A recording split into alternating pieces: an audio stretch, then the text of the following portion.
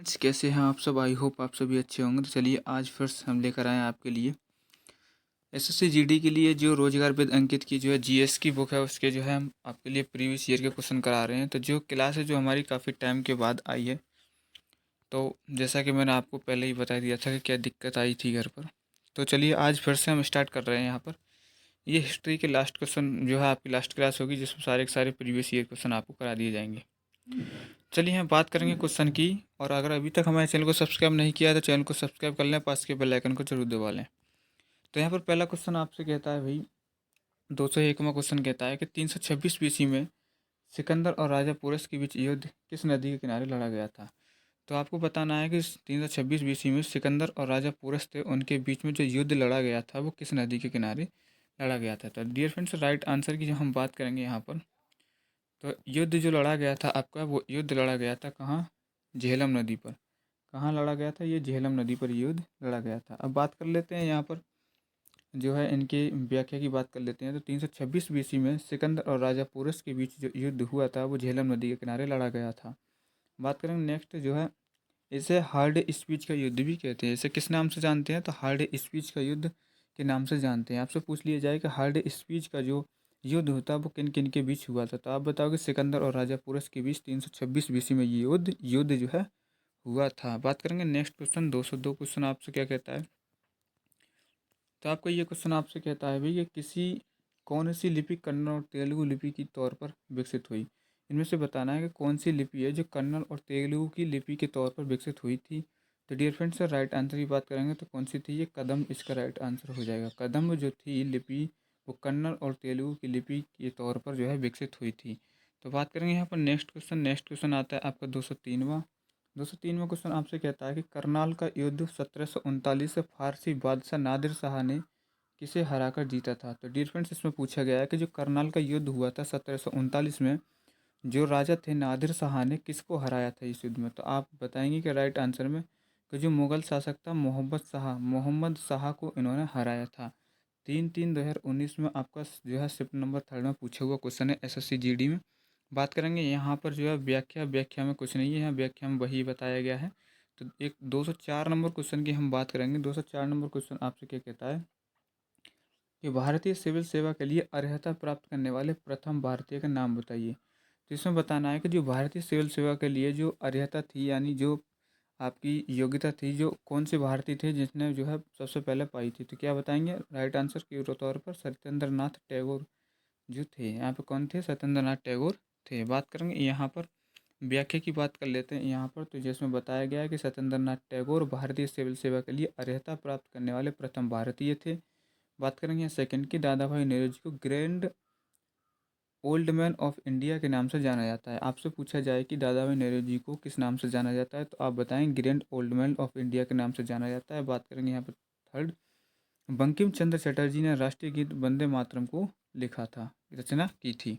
बात करेंगे यहाँ 205 नंबर क्वेश्चन। 205 नंबर क्वेश्चन आपसे कहता है कि हरकन्या वंश के शासक का नाम बताइए जो अजातशत्रु का पुत्र था, जिसने पाटलिपुत्र की नींव रखी थी। आपको बताना है कि हरकन्या वंश के एक शासक थे जिसने अजातशत्रु का वो पुत्र था, जिसने पाटलिपुत्र की नींव रखी थी। तो आपको बताना है कि पाटलिपुत्र की नींव किसने रखी थी। तो हम बताएंगे पाटलिपुत्र की जो नींव रखी थी वो उदयन ने रखी थी। किसने रखी थी पाटलिपुत्र की? तो आप बताएंगे उदयन ने।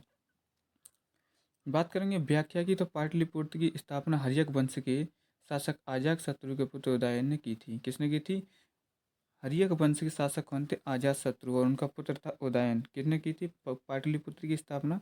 तो आप बताएंगे यहाँ पर उदयन ने की थी। बात करेंगे यहाँ महानंदन शिशुनाग वंश का शासक था। महानंदन कौन था? शिशुनाग वंश का एक शासक था। बात करेंगे 206 नंबर क्वेश्चन। 206 नंबर क्वेश्चन आपसे कहता है कि ग्रेट ब्रिटेन की संसद कौन सा कानून भारत में ईस्ट इंडिया कंपनी के शासन की पूरी जांच और मरम्मत करने के लिए की ओर लक्षित था। तो यहाँ डियर फ्रेंड बताएंगे कौन सा रेगुलेटिंग एक्ट जो था। रेगुलेटिंग एक्ट जो था वो ब्रिटेन की संसद से भारत में ऐसा कानून था कि ईस्ट इंडिया कंपनी के शासन की पूरी जांच के लिए आया था और उनकी मरम्मत करने के लिए आया था, रेगुलेटिंग एक्ट।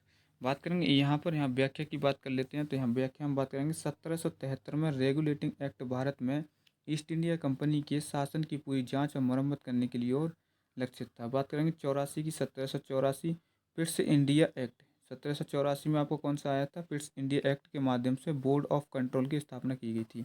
आपसे पूछ लिया जाए कि बोर्ड ऑफ कंट्रोल की स्थापना किस एक्ट के माध्यम से की गई, तो आप बताएंगे 1784 के पिट्स इंडिया एक्ट के माध्यम से इसकी स्थापना की गई थी। बात करेंगे 1861 अधिनियम के द्वारा वायसराय को अध्यादेश जारी करने की शक्ति प्रदान की गई थी। कब की गई थी? 1861 के अधिनियम के द्वारा वायसराय जो था उसको अध्यादेश जारी करने की शक्ति प्रदान की गई थी। बात करेंगे 207 नंबर क्वेश्चन। 207 नंबर क्वेश्चन आपसे कहता है कि भारत रत्न प्राप्त करने वाले उस सुधारक और शिक्षक थे जिन्होंने स्त्रियों के उत्थान में महत्वपूर्ण जो है आपको भूमिका निभाई थी। कौन थे? तो इसमें राइट आंसर की बात करेंगे गोंडो केशव कर्वे। गोंडो केशव कर्वे जो थे वो भारत रत्न प्राप्त करने वाले उस सुधारक और शिक्षक थे जिन्होंने स्त्रियों के उत्थान में महत्वपूर्ण भूमिका निभाई। तो डियर फ्रेंड्स, यहाँ बात कर लेते हैं यहाँ पर व्याख्या की।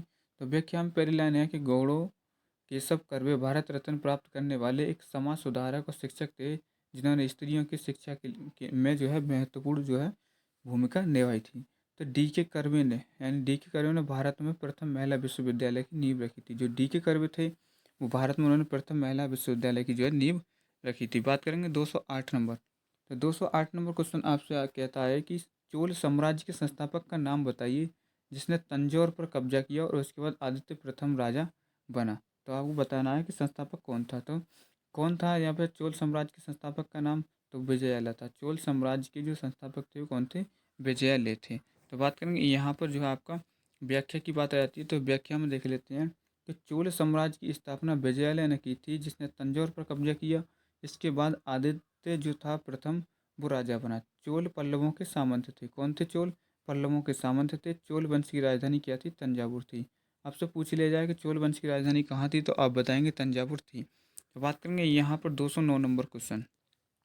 209 नंबर क्वेश्चन आपसे कहता है कि 1773 के विनिमय अधिनियम के दोषों को दूर करने के लिए ब्रिटिश संसद के द्वारा पारित किया गया था। यानी कौन सा अधिनियम? ईस्ट इंडिया कंपनी के अधिनियम 1784 के नाम से जाना जाता है। तो मैंने अभी बताया था 1784 का कौन सा अधिनियम था, तो आप बताएंगे पिट्स का India act. Pitt's India act 1784 में आया था। तो चलिए बात करेंगे यहाँ पर आपका नेक्स्ट देख लेते हैं 210 नंबर क्वेश्चन। 210 नंबर क्वेश्चन आपसे क्या कहता है?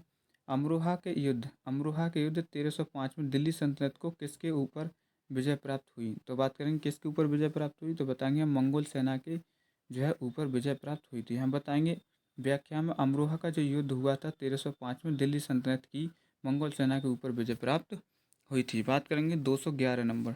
211 नंबर क्वेश्चन आपसे क्या कहता है? 211 नंबर क्वेश्चन आपसे कहता है भारत सरकार अधिनियम 1919 23 दिसंबर 1919 से लागू हुआ। उस अधिनियम में सिफारिश किए गए सुधारों को शामिल किया गया था। कौन से? Montagu Chelmsford.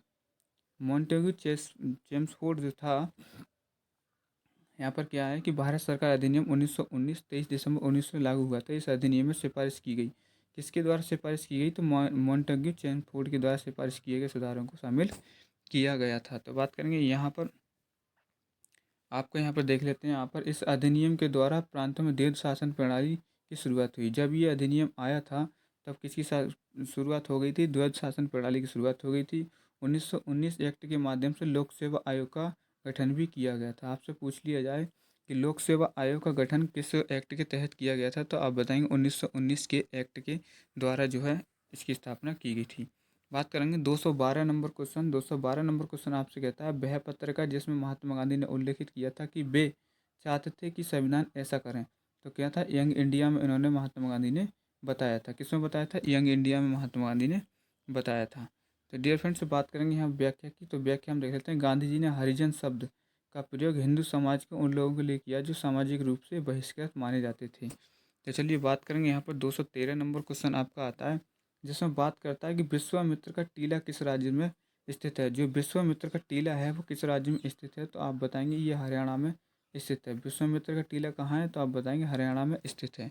बात करेंगे 214 नंबर क्वेश्चन। 214 नंबर क्वेश्चन आपसे कहता है कि राष्ट्रीय एकीकरण की दिशा में योगदान के लिए कौन सा पुरस्कार दिया जाता है। अगर आपको राष्ट्रीय एकीकरण की दिशा में कोई योगदान देते हैं तो उसके लिए आपको कौन सा पुरस्कार मिलेगा, तो आपको मिलेगा सरदार पटेल पुरस्कार। कौन सा पुरस्कार मिलेगा? सरदार पटेल पुरस्कार आपके लिए मिलेगा। बात करेंगे नेक्स्ट क्वेश्चन की। तो यहाँ पर व्याख्या देख लेते हैं। तो व्याख्या में आपसे कहता है गीता चोपड़ा जो पुरस्कार है वो राष्ट्रीय वीरता के क्षेत्र में दिया जाता है। किस में दिया जाता है? गीता चोपड़ा पुरस्कार राष्ट्रीय वीरता के क्षेत्र में। तिलक पुरस्कार कहाँ दिया जाता है, तो आप बताएंगे पत्रकारिता के क्षेत्र में इसे दिया जाता है। तो पढ़ेंगे नेक्स्ट क्वेश्चन आपको 215 नंबर। 215 नंबर क्वेश्चन आपसे कहता है किस कार्यकाल को यूनेस्को द्वारा मानवता की अमूर्त सांस्कृतिक विरासत के रूप में चिन्हित किया गया है।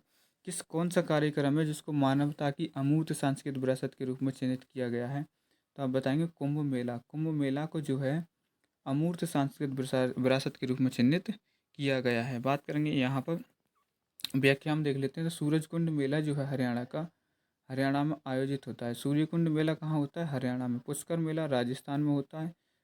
तारनेतर मेला कहाँ होता है, गुजरात में। तो डियर फ्रेंड्स, ये तीनों बहुत ही ज़्यादा इंपॉर्टेंट है। सूरजकुंड मेला हरियाणा में, पुष्कर मेला राजस्थान में और तारनेतर कहाँ, गुजरात में आयोजित किया जाता है। बात करेंगे 216 नंबर क्वेश्चन आपका आता है। 216 नंबर क्वेश्चन कहता है भारतीय दर्शन की 6 विचारधारा में से निम्नलिखित में से कौन सा एक है। जो भारतीय दर्शन की 6 विचारधाराएं, उनमें से बताइए कि उनमें से कौन सा है जो उन 6 विचारधाराओं के अंतर्गत आता है। तो आप बताएंगे वेदांत। वेदांत उसी के अंतर्गत आता है। देख लेते हैं 6 कौन कौन से हैं। तो 6 की बात करेंगे यहाँ पर। तो भारतीय दर्शन की 6 विचारधारा न्याय दर्शन है, वैशेषिक दर्शन है, सांख्य दर्शन है, योग दर्शन है, मीमांसा दर्शन और वेदांत दर्शन। ये 6 के 6 हमारे भारतीय दर्शन की 6 विचारधाराएं। तो बात करेंगे यहाँ 217 नंबर क्वेश्चन, तो जिसमें कहता है 1930 के दूसरे गोलमेज सम्मेलन में B.R. अम्बेडकर ने क्या मांग की थी। जो 1930 का जो दूसरा गोलमेज सम्मेलन था, उसमें B.R. अम्बेडकर, भीमराव अम्बेडकर ने क्या मांग की थी। तो डियर फ्रेंड, मांग की थी ये कि दलितों के लिए पृथक निर्वाचक मंडल होना चाहिए। तो आपसे पूछ लिया जाए कि भीमराव अम्बेडकर ने कौन से गोलमेज सम्मेलन में ये मांग की थी कि दलितों के लिए आप पृथक निर्वाचक मंडल की मांग की थी, तो आप बताएंगे दूसरे गोलमेज सम्मेलन में। बात करेंगे यहाँ पर दूसरे गोलमेज सम्मेलन में कांग्रेस ने भाग लिया। आपसे पूछ लिया जाता है कि क्या दूसरे गोलमेज सम्मेलन में कांग्रेस ने भाग लिया, तो आप बताएंगे यस, लिया था। तो बात करेंगे यहाँ 218 नंबर क्वेश्चन। 218 नंबर क्वेश्चन आपसे कहता है इंडिया विंग्स फ्रीडम नामक किसके द्वारा लिखी गई। जो इंडिया विंग्स फ्रीडम है वो किसके द्वारा एक पुस्तक लिखी गई, तो आप बताएंगे मौलाना अबुल कलाम आज़ाद के द्वारा ये लिखी गई पुस्तक है। बात करेंगे यहाँ पर कुछ इंपॉर्टेंट पुस्तक और हैं लिखी हुई। तो सुभाष चंद्र बोस ने कौन सी पुस्तक लिखी, तो इंडिया स्ट्रगल। इंडिया स्ट्रगल किसके द्वारा लिखी गई, तो आप बताएंगे सुभाष चंद्र बोस के द्वारा लिखी हुई है। बात करेंगे महात्मा गांधी के द्वारा कौन सी, हिंद स्वराज। हिंदू स्वराज किसके द्वारा लिखी हुई, तो आप बताएंगे महात्मा गांधी के। और राजेंद्र प्रसाद ने कौन सी, इंडिया डिवाइडेड। इंडिया डिवाइडेड किसके द्वारा लिखी गई, तो राजेंद्र प्रसाद के द्वारा लिखी हुई पुस्तक है। बात करेंगे यहाँ 219 नंबर क्वेश्चन। 219 नंबर क्वेश्चन आता है हिंदुस्तानी शास्त्रीय संगीत का प्राचीन रूप कौन सा है। जो हिंदुस्तानी शास्त्रीय संगीत है उसका प्राचीन रूप क्या है, तो आप बताएंगे आंसर में ध्रुपद इसका जो है प्राचीन जो है आपका कौन रूप है। बात करेंगे यहाँ पर थोड़ी और इम्पोर्टेंट जो है आपका, तो ध्रुपद निर्माता किसके द्वारा है। ध्रुपद के निर्माता कौन है, तो स्वामी हरिदास है। कौन है, स्वामी हरिदास। गजल और कव्वाली के जनक अमीर खुसरो को हम मानते हैं। सूफियाना कलाम एक सूफी समारोह है। तो चलिए बात करेंगे यहाँ पर 220 नंबर आपका आता है क्वेश्चन नंबर, जिसमें बात करते हैं हम चोल किस राज्य की एक पुरानी पारंपरिक नृत्य शैली है। चेराल किस राज्य की जो है पुरानी पारंपरिक नृत्य शैली है। तो चेराल कहाँ की, तो आप बताएंगे मिजोरम की ये है। तो नागालैंड का आपसे पूछ लिया जाए कि कौन सा है, तो नागालैंड में बताएंगे मुर्गा नृत्य जो है कहाँ का है, वो बताएंगे आप। मुर्गा नृत्य नागालैंड का नृत्य शैली है। बात करेंगे 221 नंबर क्वेश्चन। 221 नंबर क्वेश्चन आपसे कहता है केरल में व्यापारिक स्टेशन शुरू करने के लिए पहले कौन आए थे। तो आपको बताना है कि केरल में जो व्यापारिक स्टेशन शुरू करने के लिए पहले कौन आए थे, तो आप बताएंगे पुर्तगाली व्यापारी केरल में आए थे। तो यहाँ पर बात कर लेंगे इम्पोर्टेंट जो है व्याख्या है, टॉपिक्स हैं। अंग्रेज व्यापारी ने सबसे पहले सूरत को अपना क्या बनाया था, व्यापारिक अड्डा बनाया था। अंग्रेजों ने बनाया था। पुर्तगालियों ने किसे बनाया था, आप बताएंगे केरल को। डचों ने जो है मूसलीपट्टनम को अपना व्यापारिक स्टेशन बनाया था। डचों ने कहाँ बनाया था, तो बताएंगे मूसलीपट्टनम। फ्रांसीसियों ने कहाँ बनाया था, तो सूरत को व्यापारिक केंद्र बनाया था। तो बात करेंगे यहाँ 222 नंबर क्वेश्चन आपका आता है, जिसमें बात करी जाती है कि चित्तौड़गढ़ के किले के अंदर विजय के प्रतीक विजय स्तंभ का निर्माण किसने कराया था। तो सीधी सी बात है, इसमें पूछा गया है आपसे कि जो विजय के प्रतीक जो था, विजय स्तंभ का निर्माण किसने कराया था। राजा कुंभा ने इसका निर्माण कराया था। तो बढ़ेंगे नेक्स्ट क्वेश्चन पर। नेक्स्ट क्वेश्चन आता है आपका 223वां क्वेश्चन, जिसमें आपसे कहता है किस मुगल सम्राट ने सुलह कुल के विचार पर जोर दिया था। तो कौन सा सम्राट था जिसने सुलह एक कुल पर विचार किया था। तो राइट आंसर हम बात करेंगे तो किसने किया था, अकबर ने जो इस पर विचार किया था। तो बात करेंगे यहाँ पर थोड़े इंपॉर्टेंट टॉपिक्स हैं। बाबर ने 1528 में चंदेरी के युद्ध के अवसर पर जिहाद का नारा दिया था। तो कब नारा दिया था बाबर ने? 1528 के चंदेरी के युद्ध के अवसर पर जिहाद का नारा दिया था। मुगल बादशाहों में हुमायूं की एकमात्र शासक था जिसने अपने भाइयों में साम्राज्य का विभाजन किया था। तो बात करेंगे यहाँ पर 224 नंबर क्वेश्चन। 224 नंबर क्वेश्चन आपसे कहता है रॉलेट एक्ट भारत में कब लागू किया गया था? तो डियर फ्रेंड्स, रॉलेट एक्ट के बारे में बताना है तो रॉलेट एक्ट 1919 में भारत में लागू किया गया था। तो रॉलेट एक्ट से इम्पोर्टेंट बात देख लेते हैं कि जो है रॉलेट एक्ट कब आया था? तो आप बताएंगे 1919 में लागू हो गया था। तो बात करें रॉलेट एक्ट अधिनियम के द्वारा अंग्रेज सरकार जिसको चाहे जितने दिन चाहे बिना मुकदमा चलाए जेल में बंद कर सकती थी। इसलिए कानून को बिना वकील बिना दलील का कानून भी कहा जाता है। कौन से कानून को बिना वकील और बिना दलील का कानून कहा जाता है? तो आप बताएंगे रॉलेट एक्ट 1919 में जो आया था उसके लिए कहा जाता है। बात करेंगे 225 नंबर क्वेश्चन। 225 नंबर क्वेश्चन आपसे कहता है किस गवर्नर जनरल ने सती प्रथा का खत्म किया था? सती प्रथा को किसने खत्म किया था? तो आप बताएंगे लॉर्ड बेटिंग जो था उसने इसको खत्म कर दिया था। तो चलिए इंपॉर्टेंट क्वेश्चन देखते हैं यहाँ पर। लॉर्ड बेटिंग ने 1829 में सती प्रथा को खत्म कर दिया था। और डलहौजी की बात करते हैं तो अपगत के सिद्धांत की शुरुआत किसने की थी? अपगत के सिद्धांत की शुरुआत किसने की थी? तो आप बताएंगे डलहौजी ने। कार्नवालिस ने क्या किया था? तो कार्नवालिस ने भारतीय सिविल सेवा का जनक इसको माना जाता है। कार्नवालिस को किसका जनक माना जाता है? तो भारतीय सिविल सेवा का जनक माना जाता है। तो हेस्टिंग ने क्या किया था? हेस्टिंग ने पिंडारियों का दमन किया था। हेस्टिंग ने क्या किया था? पिंडारियों का दमन किया था। तो बात करेंगे 226 नंबर क्वेश्चन। तो डियर फ्रेंड्स, अगर क्लास आपको अच्छी लग रही है तो प्लीज़ एक लाइक कर दें। आपके लाइक करने से हमें मोटिवेट मिलता है, हम इसी तरीके से आपको क्लास प्रोवाइड करेंगे। तो डियर फ्रेंड्स, चैनल को सब्सक्राइब कर लें, पास के बेल आइकन को जरूर दबा लें और ज़्यादा से ज़्यादा वीडियो पे दोस्तों के लिए शेयर करें ताकि सबको ये पता लगे कि प्रीवियस ईयर इस तरीके से आए थे। तो चलिए 226 नंबर क्वेश्चन की हम बात करेंगे। तो केसर सांगा है, केसर सांगा क्या है आपको बताना है। 4 ऑप्शन दिए गए हैं। तमिल महाकाव्य है, कोंकणी महाकाव्य है, या बांग्ला महाकाव्य है, ये महाकाव्य काव्य है, तिब्बती महाकाव्य है। तो डियर फ्रेंड्स, राइट आंसर जो होगा वो तिब्बती महाकाव्य ये है केसर सांगा। तो बात करेंगे यहाँ पर नेक्स्ट क्वेश्चन। नेक्स्ट क्वेश्चन यहाँ पर देख लेते हैं व्याख्या में इम्पोर्टेंट जो पॉइंट्स हैं आपके। तो केसर सांगा कहाँ का है? तो तिब्बती महाकाव्य है। और तमिल महाकाव्य कौन सा है? शिल्पादिकारम जो है आपका वो तमिल महाकाव्य है। कोंकणी महाकाव्य कौन सा है? तो आप बताएंगे कामोपवन है। और बांग्ला का महाकाव्य कौन सा है? तो है तिलोत्तमा जो है बांग्ला का महाकाव्य है। बढ़ेंगे 227 नंबर क्वेश्चन पर। 227 नंबर कौन सा आता है? कौन सा स्मारक बादशाह औरंगजेब के बेटे आजम शाह द्वारा बनवाया गया था? तो आपको बताना है कि जो औरंगजेब का बेटा था आजम शाह, उसके द्वारा कौन सा जो है स्मारक बनाया गया था। तो राइट आंसर में आपको मिलेगा बीबी का मकबरा किसके द्वारा बनाया गया था?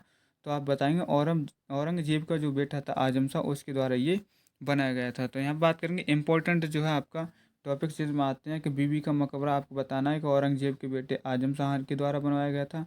नीला गुम्बद दिल्ली में अब्दुल रहीम खाना ने बनाया था। किसने बनाया था नीला गुम्बद? दिल्ली में जो था अब्दुल रहीम खाना ने बनाया था। बुलंद दरवाज़ा फतेहपुर सीकरी में जो है वो किसने बनवाया था? तो आप बताएंगे उसे अकबर ने बनाया था। तो बात करेंगे 228 नंबर क्वेश्चन आपसे कहता है कि प्रसिद्ध महाकाव्य पद्मावत किसने लिखा था? जो प्रसिद्ध महाकाव्य है एक पद्मावत किसने लिखा था? तो ये लिखा था मलिक मोहम्मद जैसी के द्वारा ये लिखा गया है।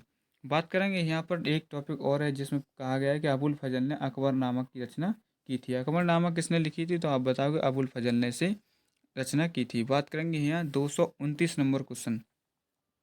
229 नंबर क्वेश्चन कहता है कि राजस्थान के जयपुर क्षेत्र में कौन सा किला अपनी कलात्मक हिंदू शैली के तत्वों के लिए जाना जाता है और ये विश्व की धरोहर स्थल भी है?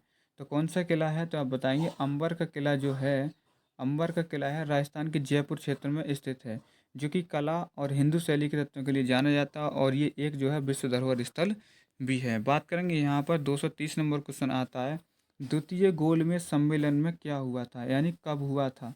तो द्वितीय गोलमेज सम्मेलन जो था कब हुआ? वो दिसंबर 1931 को ये हुआ था। बात करेंगे यहाँ इंपॉर्टेंट डेट्स हैं जिसमें आपको बताया गया है कौन कौन से जो है हुए हैं।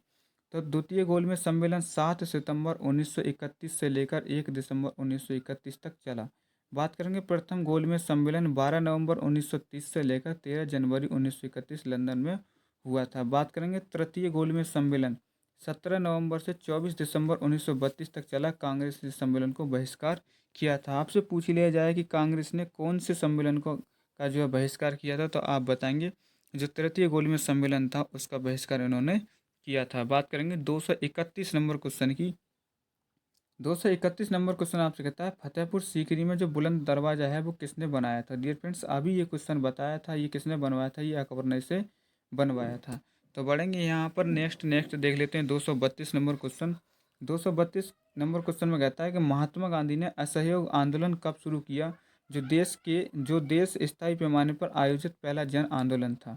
तो जो असहयोग आंदोलन चलाया था वो अगस्त 1920 में से शुरू किया गया था। तो बढ़ेंगे यहाँ पर नेक्स्ट देख लेते हैं और आंदोलन यहाँ पर लिखे हुए हैं। तो इसमें है आपका, इस आंदोलन के दौरान गांधी जी ने अपने केसर ए हिंद जिलू युद्ध पदक और लोअर पदक वापस कर दिया था।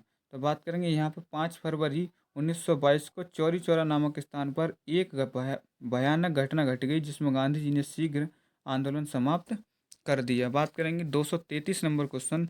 233 नंबर क्वेश्चन आपसे कहता है कि 1930 में प्रथम राष्ट्रमंडल खेलों का आयोजन कहाँ हुआ था। तो 1930 में प्रथम राष्ट्रमंडल जो खेल हुए थे वो कहाँ आयोजित किए गए थे, तो वो कनाडा में आयोजित किए गए थे। तो चलिए बढ़ेंगे यहाँ पर नेक्स्ट 234 नंबर क्वेश्चन आपसे पूछता है कि निम्नलिखित में से सिखों का कौन सा धार्मिक स्थल भारत में नहीं है।